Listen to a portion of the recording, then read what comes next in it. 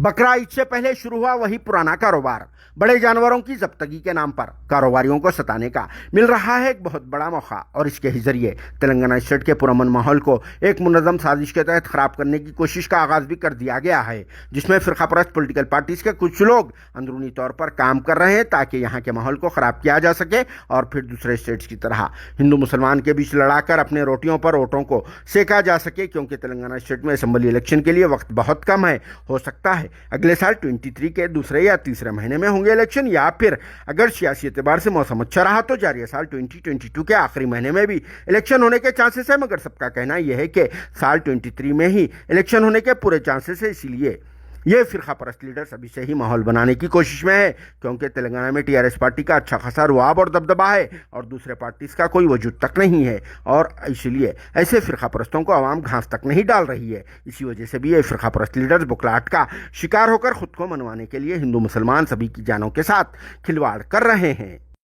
ईद कुर्बान यानी बकरीद के लिए अभी पूरे 40 दिन बाकी है, मगर उससे पहले ही फिरकापरस्तों की तरफ से तवा गर्म किया जा रहा है और गैर ज़रूरी तौर पर बारिश के मेंढकों की तरह साल में एक बार ईद उल अज़हा से कबल ये लोग सरगर्म हो जाते और फिर गाड़ियों को रोकने के अलावा कारोबारियों पर हमले करते, उनके कब्जे से नकद रकूमात और सेलफोन घड़ियाँ वगैरह लूट लिया करते हैं ताकि अवाम में खौफ व दहशत का माहौल पैदा किया जा सके। हालांकि गाड़ियाँ रोकना, जानवरों की जाँच करना और इनके खिलाफ कानूनी कार्रवाई करना पुलिस डिपार्टमेंट और वेटरनरी टीम का काम हुआ करता है, मगर फिर भी कुछ फिरकापरस्त लोग इस तरह की कार्रवाइयां करके कानून को अपने हाथ में ले रहे हैं।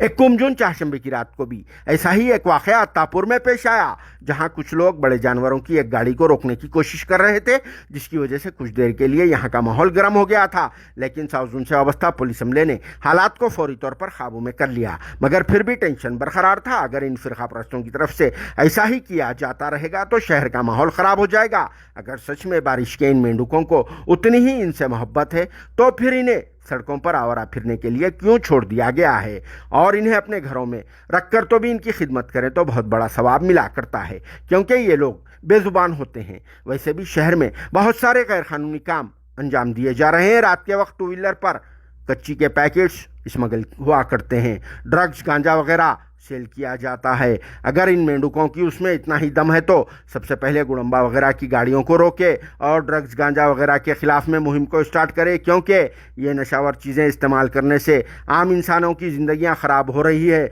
और घरां भी बर्बाद हो रहे हैं। इन तमाम नशावर चीज़ों का इस्तेमाल करने से तो बेहतर ये खा ले जिसको खाने के बाद बहुत सारी एनर्जी आ जाती और फिर उसके बाद क्या होता खुद बारिश के इन मेंढकों को अच्छी तरह से मालूम है, जिसके इस्तेमाल से उनके उजड़े हुए चमन में बाहर भी आ जाती और फिर मसला भी ऑलराइट हुआ करता है। वैसे भी इन मेंढकों के चोरी छुपी खाने से ही रेट्स में इजाफे कर दिए जा रहे हैं और दूसरी जानिब इसको खाने से मेंढकों के घर वाले भी बहुत ही ज़्यादा खुश हो रहे हैं। नहीं तो बंजर ज़मीन पर नागर ही नहीं चला करती थी। जिस पर आप सबका क्या कहना है कमेंट बॉक्स में ज़रूर जवाब देना। Bureau report RS news Hyderabad.